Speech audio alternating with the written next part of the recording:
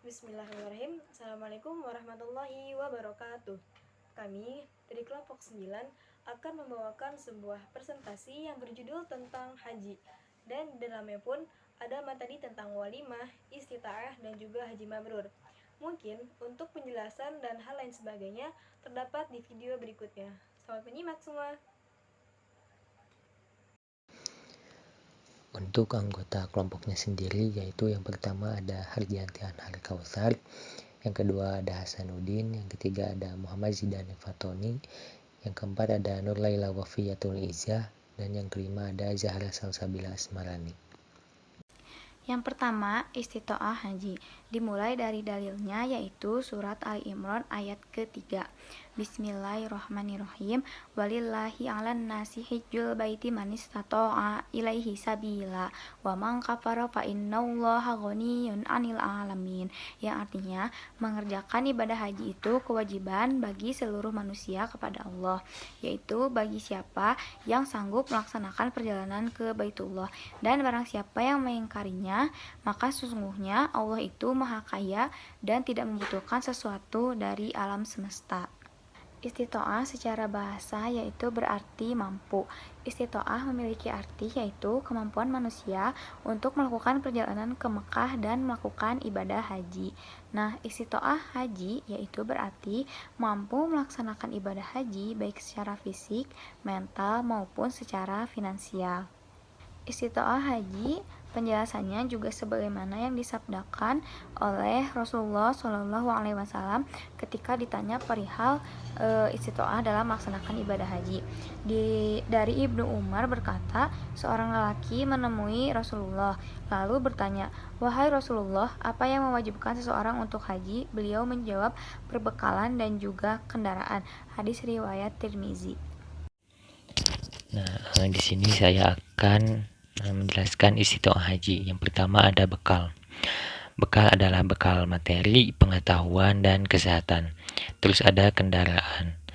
Sesuatu yang dapat mengantarkan seseorang untuk melaksanakan ibadah haji, yaitu kendaraan, waktu, kesempatan, dan perolehan jatah atau kuota termasuk penugasan.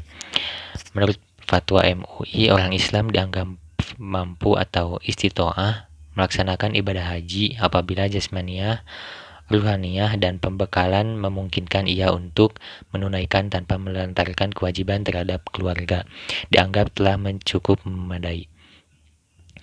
Terus ada Peraturan Menteri Kesehatan Indonesia sesuai Permenkes nomor 15 tahun 2016 itu, jemaah haji sebelum berangkat wajib dilakukan pemeriksaan kesehatan yang terbagi menjadi 3 tahap. Tahap pertama atau pemeriksaan masa tunggu. Yang pertama, calon jemaah dengan risiko kesehatan tinggi atau RISTI. Kedua, calon jemaah tidak dengan risiko kesehatan tinggi atau non-RISTI. Tahap kedua atau pemeriksaan kesehatan masa keberangkatan, memenuhi syarat istitoah kesehatan jemaah haji, memenuhi syarat istitoah kesehatan jemaah haji dengan pendampingan, tidak memenuhi syarat istitoah kesehatan jemaah haji, sementara tidak memenuhi syarat istitoah kesehatan jemaah haji. Tahap ketiga dilakukan untuk menetapkan status kesehatan calon jemaah haji layak atau tidak layak terbang merujuk kepada standar keselamatan penerbangan internasional dan atau peraturan kesehatan internasional, diselenggarakan oleh panitia penyelenggara ibadah haji atau PPIH. Bismillahirrahmanirrahim. Di sini saya akan menjelaskan materi tentang walimah haji. Ya, jadi kata walimah berasal dari bahasa Arab yang artinya adalah perjamuan, yaitu lebih jelasnya adalah jamuan makanan. Jadi di sini adalah ya tradisi gitu kan, orang-orang di Indonesia ya atau di luar pun ada ya. Jadi menjamukan makanan gitu, ataupun biasanya sering disebut salametan lah istilahnya kayak gitu. Di situ ketika orang ingin berangkat umroh ataupun haji gitu ya, sering mengadakan makan-makan terlebih dahulu gitu, disertai dengan doa agar selamat gitu dan lain sebagainya lah gitu. Oke. Dan menurut Syekh Muhammad Ali Al-Farkus Al-Jazairi menyatakan dalam salah satu fatwa beliau, makanan yang disiapkan sepulangnya seorang dari safar disebut dengan an-naqi'ah. Kata ini terambil dari kata an-naqi, maknanya debu. Karena seorang musafir itu datang dalam keadaan penuh debu jalanan. Nah, itu menurut Syekh Muhammad Ali Al-Farkus Al-Jazairi. Dan selanjutnya ada hukum walimah haji, yakni ada dua tentang hukum walimah haji. Yang pertama adalah yang disyariatkan. Nah, kita perlu titik beratkan di sini. Bagaimana sih walimah haji yang memang disyariatkan atau memang dicontohkan oleh Nabi Muhammad SAW? Dan di sini ada hadis ya, bisa dilihat di PPT-nya. Annahu lamma qadimal madinata naharo jazuran au baqaratan. Ketika Nabi SAW datang ke Madinah, beliau menyembelih unta atau sapi betina. Hadis riwayat Bukhari nomor 2923 bab at-ta'am indal qudum. Nah, itu dijelaskan ya bahwasanya memang Nabi SAW ketika sepulangnya dari perjalanan gitu ya, beliau mengadakan makan-makan gitu ya, yakni menyembelih unta atau sapi betina ketika di Madinah ya. Dan hadis tersebut mengandung pelajaran akan disyariatkannya jamuan makanan sepulang dari safar atau dari perjalanan. Dan mazhab mayoritas para sahabat tabi'in adalah wajibnya mendatangi seluruh undangan makanan. Jadi mazhab atau kesepakatan para sahabat dan tabi'in itu wajib hukumnya untuk mendatangi undangan makan seperti itu. Jadi setelah pelaksanaannya itu setelah safar atau setelah umroh atau haji seperti itu. Dan yang tidak disyariatkan, nah ini yang biasanya kita lakukan gitu ya. Umumnya orang-orang di Indonesia khususnya dilakukan, yakni mengadakan walimah sebelum safar.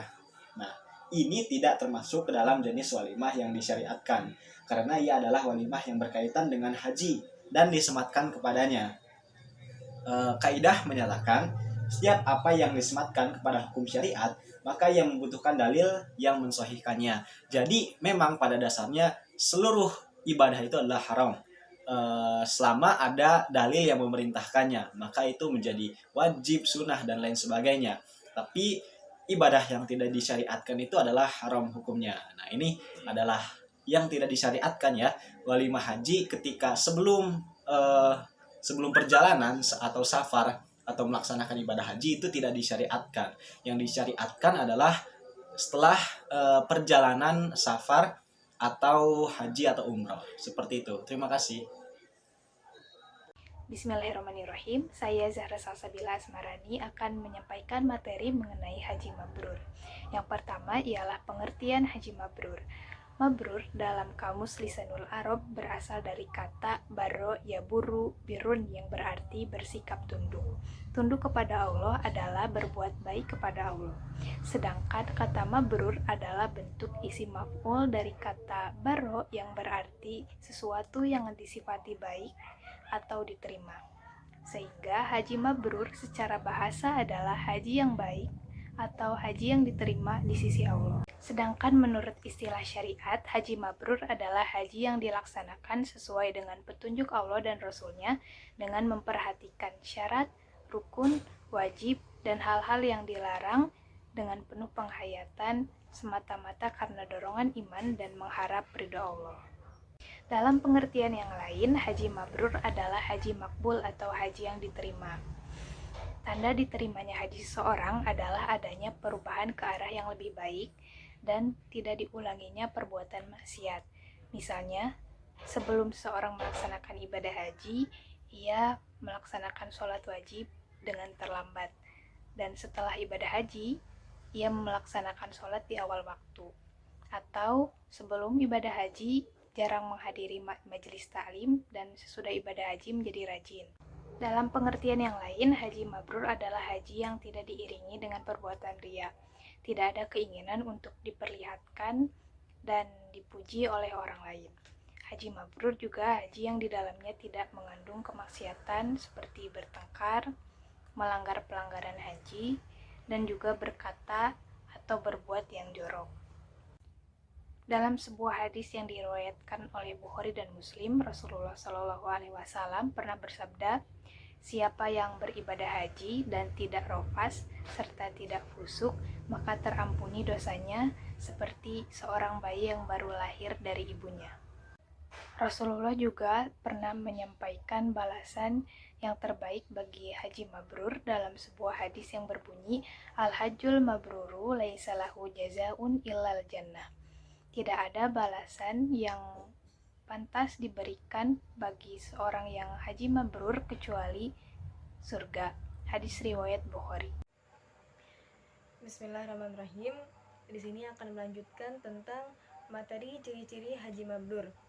Hadis riwayat Ahmad yang berbunyi, qalu ya Rasulullah mal hajjul mabrur? Qala Rasulullah id'amu ta'am wa ifsya'us salam. Yang artinya, para sahabat bertanya kepada Rasulullah, wahai Rasulullah, apakah yang dinamakan dengan haji mabrur? Kemudian Rasulullah menjawab, ketika memberikan makan kepada orang yang kelaparan dan menebarkan kedamaian. Nah, dari hadis tersebut dapat kita simpulkan bahwasanya haji mabrur itu ciri-ciri ada 3. Yang pertama, ketika kita memberikan makan kepada orang yang kelaparan atau it'amu ta'am. Kemudian yang kedua, ada ifsya'us salam, ketika kita menebarkan kedamaian kepada masyarakat sosial ataupun tetangga-tetangga yang lainnya. Kemudian yang terakhir, bertutur kata yang baik atau kalam thayyibah. Nah, jadi intinya haji mabrur itu tidak serta-merta untuk dirinya sendiri, melainkan ia bisa bermanfaat dan juga memberikan kebaikan terhadap orang-orang sekitarnya, baik tetangga, masyarakat, maupun saudara-saudara terdekatnya. Adapun selanjutnya, materi tentang syarat-syarat haji mabrur. Itu ada 5. Yang pertama, iman dan ikhlas karena Allah.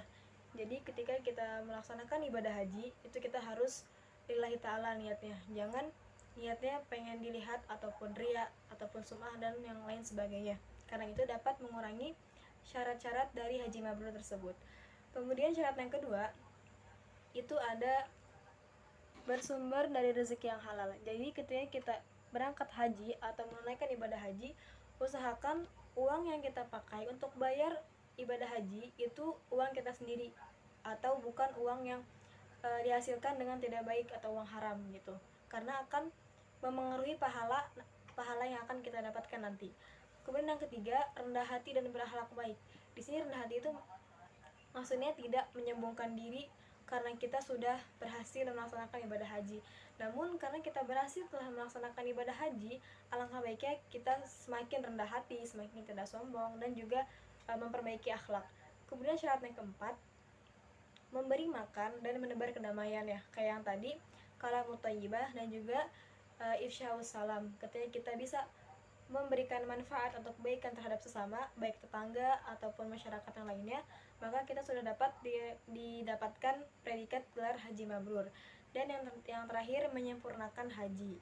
Nah, mungkin cukup sekian presentasi materi haji dari kelompok 9.